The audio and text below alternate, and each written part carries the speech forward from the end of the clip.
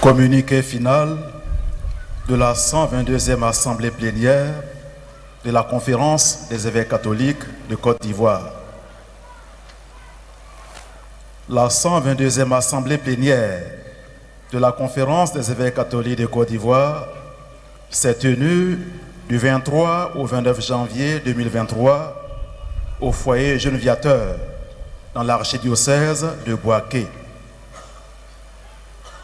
La cérémonie d'ouverture a eu lieu le mardi 24 janvier 2023 dans la salle Elbi du foyer Jeune Viateur en présence du révérend père Arthur Kola, chargé d'affaires ad intérim à l'annonciature apostolique et des autorités civiles, militaires, religieuses et coutumières. On notait également une forte présence du clergé diocésain de Bouaké, celle de certains secrétaires exécutifs nationaux, des commissions épiscopales, des religieuses, ainsi que des fidèles laïcs. C'est dans une ambiance conviviale que la cérémonie d'ouverture a commencé par le mot d'accueil du révérend père Alain-Pierre Yao, vicaire général de l'archidiocèse de Bouaké. Le délégué de l'archidiocèse, au nom de son Excellence, Monseigneur Paul Siméon Awana, et de son auxiliaire, Monseigneur Jacques Aïwa Sanvo, a dit la joie de toute la famille diocésaine d'accueillir les évêques et leur a souhaité la bienvenue. Une famille diocésaine riche de ses 41 paroisses qu'animent 114 prêtres, dont 75 diocésains et 39 missionnaires. Le vicaire général a terminé son propos en assurant les évêques des prières du peuple de Dieu pour un agréable séjour et des travaux fructueux pour la 122e Assemblée plénière. À la suite du vicaire général, messieurs Nicolas Djibo, maire de la commune de Bouaké, et Jean-Claude Kouassi, ministre-gouverneur du district autonome de la vallée du Bandama, ont rappelé dans leurs adresses l'heureux souvenir du passage des évêques à Bouaké en janvier 2018 à l'occasion de la 108e Assemblée plénière. Ils ont exprimé la joie et l'honneur qu'éprouvent toutes les populations dans leur diversité d'accueillir les évêques comme ce fut le cas en 2018. Ils ont fait part aux évêques, au nom des populations, d'une requête, à savoir la prière pour la paix en faveur des régions de Bouaké, mais aussi pour toute la Côte d'Ivoire, en vue d'un développement inclusif et d'une paix durable. Le révérend père Arthur Kola, chargé d'affaires ad intérim à l'annonciature apostolique d'Abidjan, s'est dit heureux de participer à la cérémonie d'ouverture de la 122e Assemblée plénière de la Conférence des évêques catholiques et a exprimé sa profonde estime à son éminence, Monsieur le cardinal Jean-Pierre Coutouin, archevêque d'Abidjan, ainsi que sa gratitude déférente à son Excellence, Monseigneur Ignace Bessi Dogbo, président de la Conférence des évêques catholiques de Côte d'Ivoire, pour l'invitation.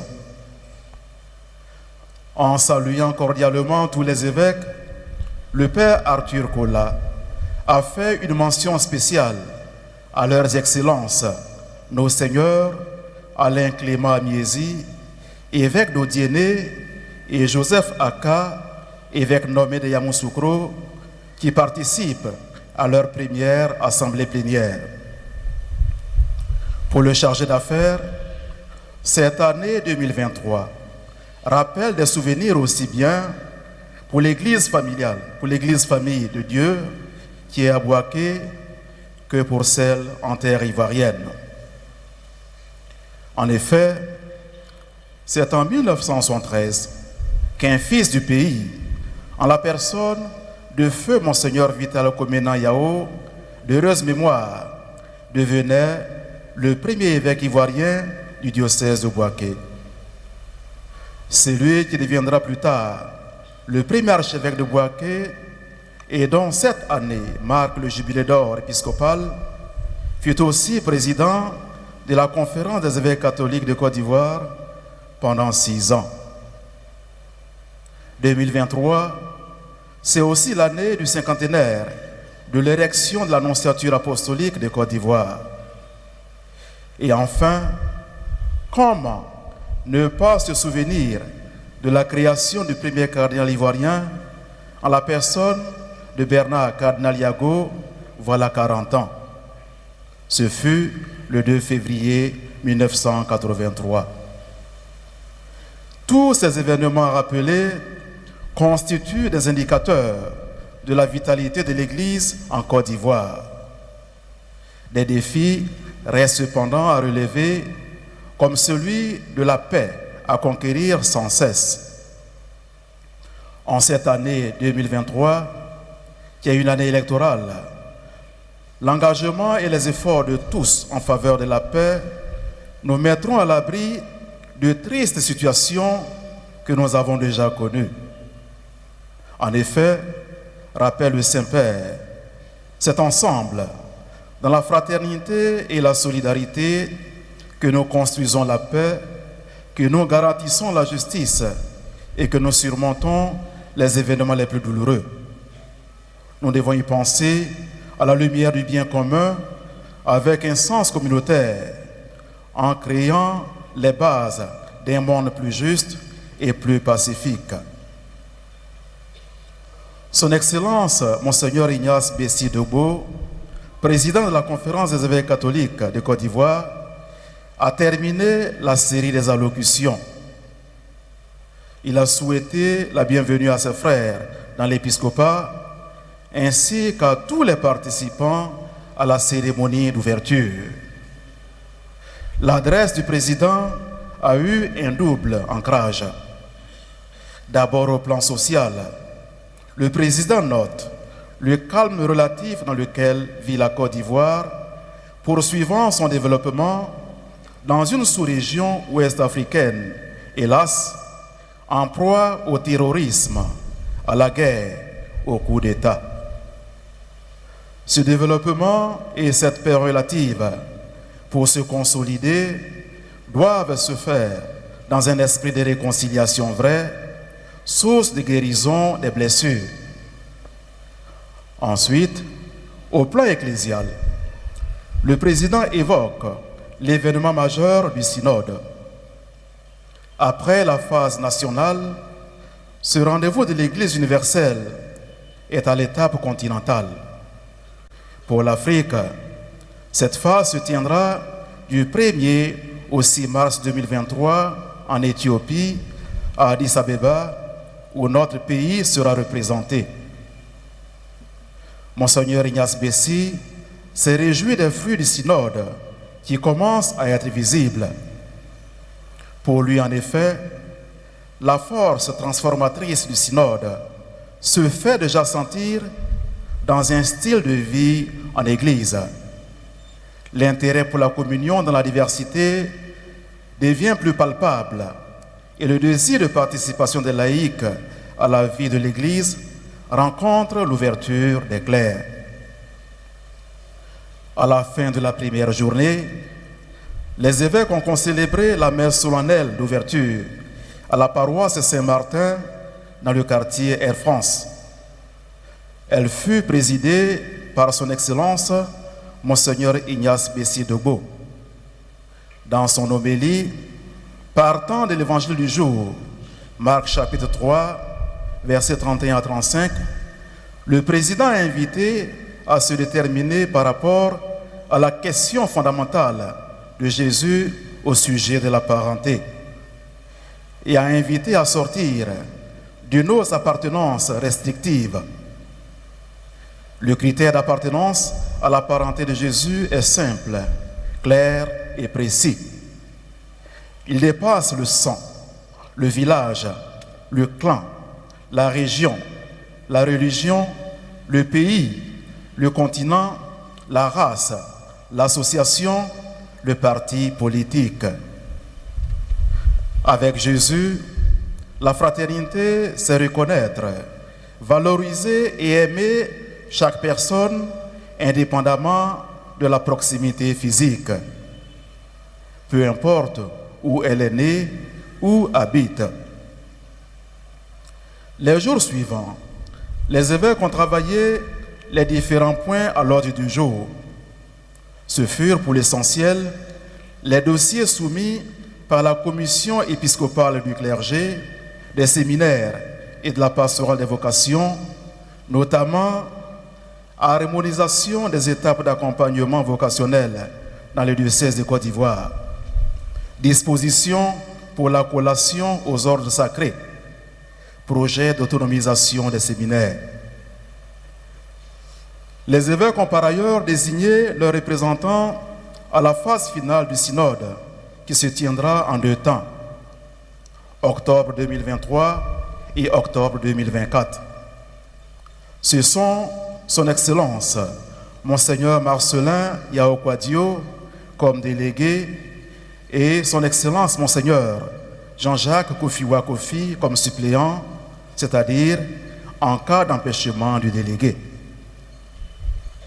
Les évêques ont en outre commencé à préparer la visite ad limina qu'ils effectueront à Rome du 18 au 23 septembre 2023.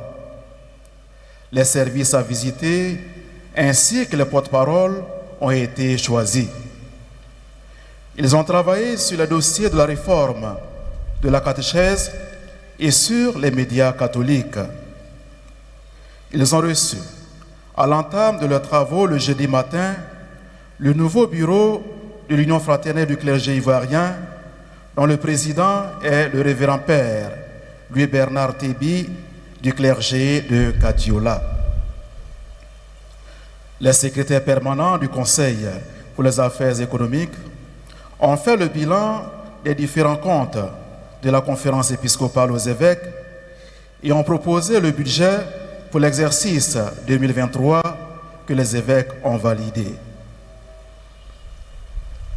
Le samedi 28 janvier 2023, dans le cadre des œuvres de miséricorde corporelle, les archevêques et évêques de Côte d'Ivoire, répartis en 3 groupes, ont effectué des visites à différentes structures, dont la maison pénale de Bouaké, l'hôpital Saint-Camille, la pouponnière Notre-Dame de la Visitation.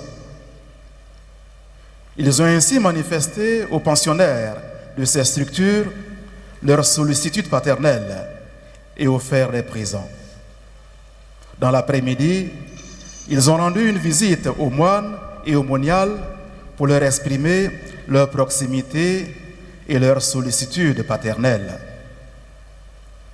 Le dimanche 29 janvier 2023, une messe solennelle de clôture a été célébrée à la paroisse cathédrale Sainte-Thérèse l'Enfant Jésus de Bouaké, en présence des autorités civiles et d'une grande foule de fidèles laïcs. Au terme de la 122e assemblée plénière, les archevêques et évêques de Côte d'Ivoire expriment leur gratitude à la province ecclésiastique de Bouaké et particulièrement à l'archidiocèse de Bouaké, avec à sa tête son Excellence Monseigneur Paul Simeon Awanagiro, l'ordinaire du lieu, et son auxiliaire, son Excellence Monseigneur Jacques Aïwa Assanvo. Il salue avec gratitude le clergé, les religieux et religieuses, les fidèles laïcs, les autorités civiles, la presse, les forces de défense et de sécurité, le corps médical, le service de la restauration, le personnel du foyer Geneviateur, toutes les commissions constituées, les chorales qui ont animé les célébrations de la semaine et toutes les personnes qui ont contribué à rendre leur séjour agréable. La prochaine assemblée plénière de la Conférence des évêques catholiques de Côte d'Ivoire se tiendra à Beauville du 30 mai au 4 juin 2023. Avant cette date, une session extraordinaire est prévue du 18 au 19 avril 2023 à Yamoussoukro. Fait à Bouaké le 29 janvier 2023. Les archevêques et évêques de Côte d'Ivoire, je vous remercie.